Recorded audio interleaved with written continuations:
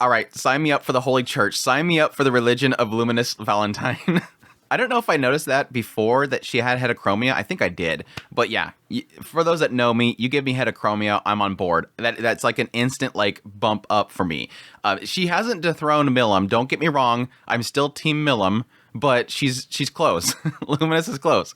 I do like her personality so far. We got quite a bit of insight into her with episode 50 or episode 2 of season 3, whatever you want to call it. This is quite an information dump episode. It was kind of one of those ones where as I'm watching it, and me being the one that I like to take notes as I'm doing stuff, I'm like, holy crap, this is going to take forever to get through this episode, isn't it? Now, granted, the only part that was interesting for me was the middle part. Let's be frank. I mean, the whole beginning part with Harlequin Alliance and Yuki, I don't care. I don't care about them mourning Clayman. I never care for Clayman. I'm never going to care for Clayman. So them kind of talking about how bad it is and everything, it's like, I don't care. I mean, technically, in that first segment, we do get to see that Yuki he's going to back off, seemingly, but he's not going to, like, just let it be. Like, it does seem like he wants to set up something for Rimuru. What I'm thinking essentially here is that them going, okay, yeah, Rimuru is really powerful. This was bad. Pretty much every single segment of this is really people going, Rimuru is extremely powerful. We need to back off. Now, later ones kind of imply some other stuff, but they're all sort of setting something up. And I think with Harlequin Alliance and Yuki, it's really them saying, yeah, Rimuru beat the crap out of us. We're not going to do anything. We're going to take a step back. We're going to let things be for now because we don't want to get involved. We don't want to put ourselves out there. We lost everything. But Yuki wants to set something up for Rimuru, and what I think that's implying is that he's going to probably try to get somebody else to get involved with him. I think he's possibly going to go to somebody else. Like, at first, when he was first going into this whole segment, I thought it was going to be the church. But as we see later on, at least the Western Holy Church, they obviously have their own problems they're facing with this whole situation. But I was assuming that he was going to get somebody at least in touch with what's going on there to get Rimuru having another problem. So I think that's what he's going to do. He's going to puppeteer somebody else to attack Rimuru or at least get involved. Based on this episode, I wonder if he has some sort of connection with the angels, because this episode, I don't think we've ever implied the angels before. I mean, with demon lords, you would assume there is angels, but I don't think we've ever kind of implied before there's angels in this world. That could be it. With all the emphasis on the idea that Rimuru is building up so much that the angels are going to get involved, it seems like they're implying several times throughout this episode that the angels, which again, I don't think we've ever seen, they're like watching things, and if things get too big, possibly they get involved. And seemingly because Rimuru building up and his city's getting bigger and bigger and bigger, and he's getting so many alliances, I think they don't like that. And that could be really an idea that the angels themselves don't want a group to get too big, that they're a threat to them.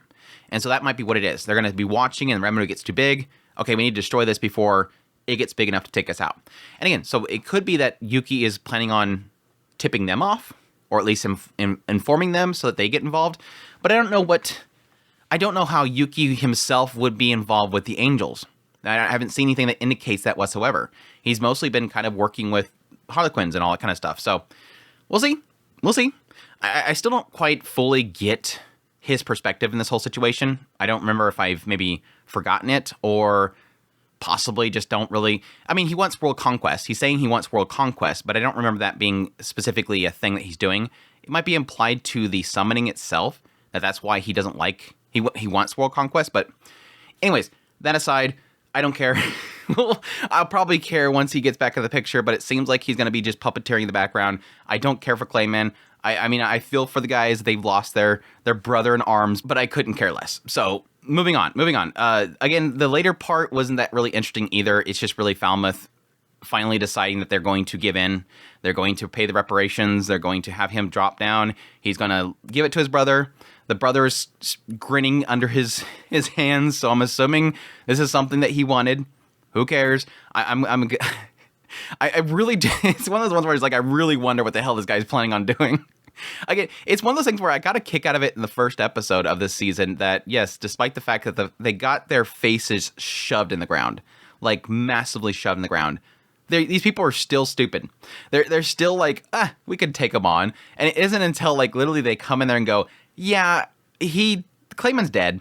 And yeah, Rimuru is a demon lord now. So yeah, that happened, and then now suddenly everybody's like, okay, yeah, we're gonna do this. It's like, I guess it wasn't until they seen that he was gonna become a demon lord before they finally said, yeah, we're screwed. But I don't know why they didn't see that before then, but it is what it is. But yeah, the whole final scene's really saying that Falmouth gave in, and additionally, yes, that he's passing it off to his brother, which, whatever the hell his brother's gonna do, we'll see. But yeah, the juicy bit. Let's get into the juicy bit of this episode that I actually really liked, and that was, yes, mostly for me, was the beginning segment of Hinata, where we finally get to see, I guess, how Hinata got to where she's at. Why is she working for, as we found out with, I don't know, was it later part of the second episode, or second season, that yes, that this whole church is ran by vampires. But yeah, it goes into how, I guess when Hinata was with Shizue, it seems like she didn't want to rely on her. She wanted to get strong on her own way, and the way that she found was that she's seen the Holy Church and how these people were strong.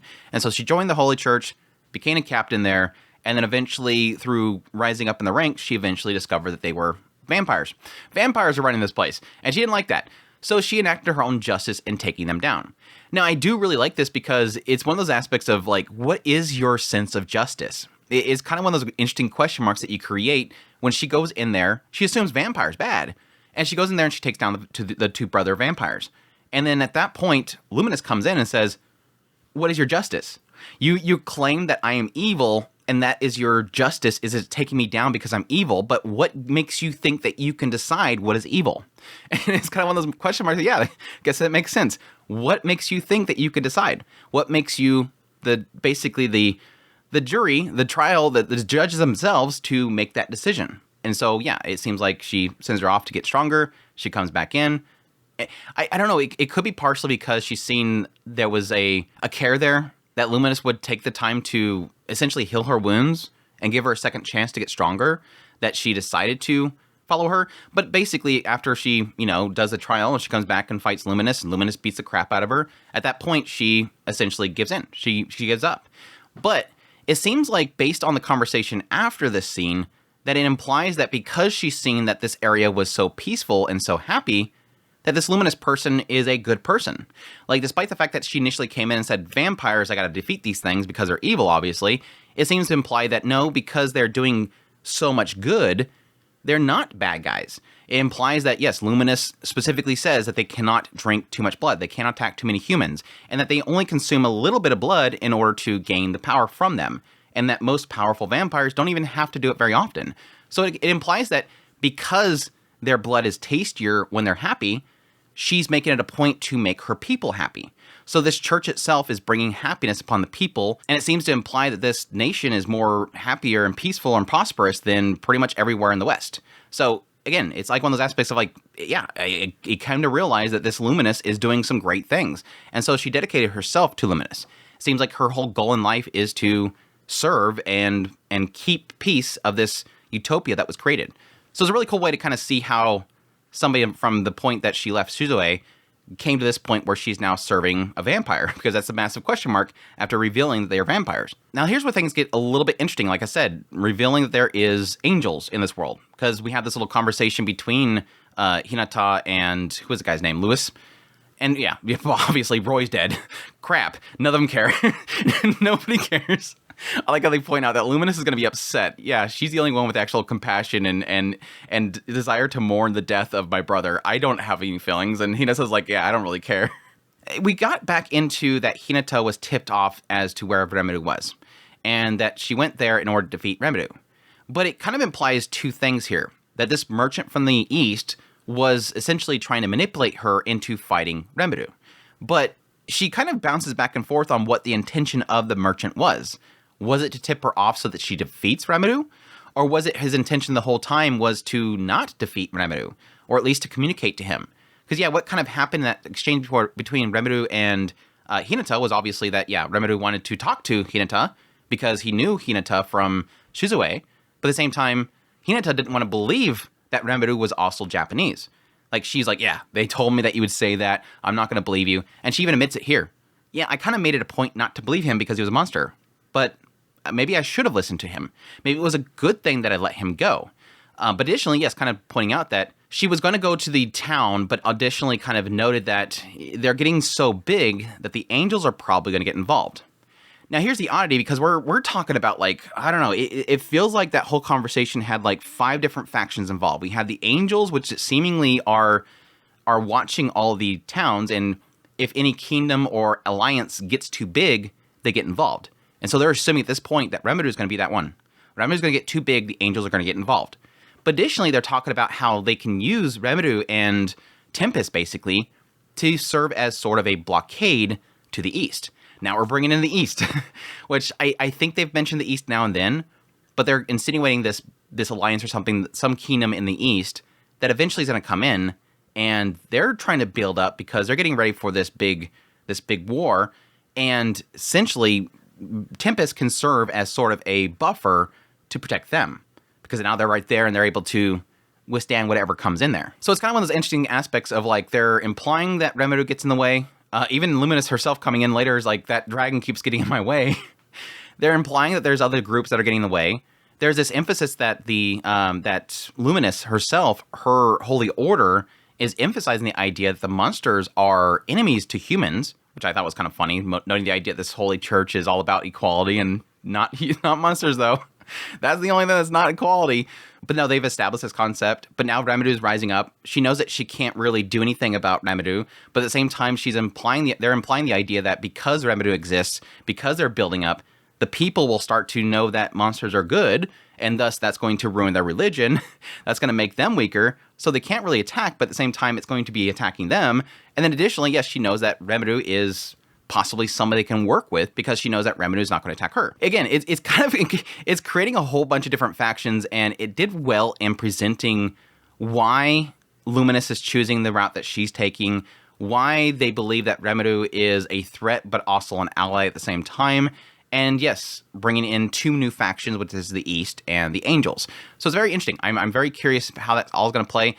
I guess my big question mark I'm having right now is that I don't know they want to get into the East stuff yet. What I'm assuming they're implying with there is that the East is going to be involved when it comes to this war, which I forget, I wrote down somewhere what the war was called. Great Tenma War. I'm assuming the Great Tenma War is going to be involving the East. So unless that comes up first, I'm assuming the next route we're going to be going to here is probably going to be the Angels getting involved. Because again, there was way too much emphasis in this episode of them getting involved. But yeah, like I said, the whole bit with Luminous was great. Her coming in there, obviously being a little upset that Roy died, and additionally talking about where the next step is going forward. And again, it doesn't seem like she's too interested in taking on Rimuru, but at the same time acknowledges that Rimuru is not going to really pick a fight with them. What she pretty much lays out to Lewis is the idea that as long as we don't mess with the humans or the monsters, it doesn't seem like he cares. And if we mess with anybody else, he's probably going to get involved. She's acknowledging this guy just wants peace, and he wants nobody messing with him. And as long as we don't mess with him, we're good. And yes, a lot of emphasis as to their respect that they're giving to Veldora. They went into quite a bit of detail about just extremely how powerful he is. He's an incarnation of natural energy. Neither spell or sword can harm him. If he rampages, a shockwave will overrun the entire world. They've put way too much emphasis on how extremely powerful Veldora is, despite the fact of what a dork he is at this point. They did kind of note during the Falmouth thing about the hero and how the hero took down Veldora, and additionally the idea of actually bringing in a different hero, this lightning person, to take it on, which of course I didn't go very far. But yeah, after Hinata was talking like she's going to take down the dragon, it obviously seems like Hinata would be willing to do anything as long as it helps Luminous. And so yes, when she mentions that this dragon's got my way again, okay, I'll go take care of the dragon. No, you can't take care of the dragon. Stop. You're not going to do that. I don't want to lose you. Again, that kind of shows that little bit of care that Luminous has for her people. But additionally, yes, kind of seeing very clearly that Luminous has in her mindset, don't mess with Rimuru. At least inform their followers that Veldora is back. But it doesn't seem like she's going to be... It doesn't seem like she can do much about the idea of her people essentially acknowledging the monsters if this city gets bigger. But additionally, seeing the best option right now is to at least attempt to negotiate with Rimuru. Despite the fact that, again, Hinata technically tried to kill him. Which I don't think is going to be a problem. Again, Rimuru wanted to talk to her. So if she goes to him and says, okay, I'm sorry about that, let's talk, I'm sure he's going to be perfectly fine. Rimuru is kind of like the duck's back. As long as you don't kill my people, it's fine. If you're just attacking me, we can get over it. But Rimuru, when it comes to actually harming his people, that's the only time when he gets kind of ticked off. But yeah, interesting episode overall. Really enjoyed it. A lot of juicy bits within there. I know it's a lot of information, but this is typically information and world building that I personally really like. Yes, I didn't care much for the beginning segment and the last segment, but the rest of it is really good. And getting, like I said, a lot of insight into Hinata and Luminous was just icing on the cake. So anyhow, looking forward to the next episode. Hope you guys enjoyed this video. As always, if you did, make sure that like button down below, comment, let me know what's all this episode and what all got wrong. If you're a source material reader, I don't need spoilers. But yeah, if it's covered and I got it wrong, then I'm always welcome for somebody to point it out. Additionally, if you're new to the channel, make sure that subscribe button's on my content. I have news, reviews, first impressions, top lists. If it's anime, it's pretty much here. Additionally, if you like this content and you want to support the channel more, I have Patreon link, tips, links, so thanks, membership button down below. Greatly appreciate it, it does. And y'all take care.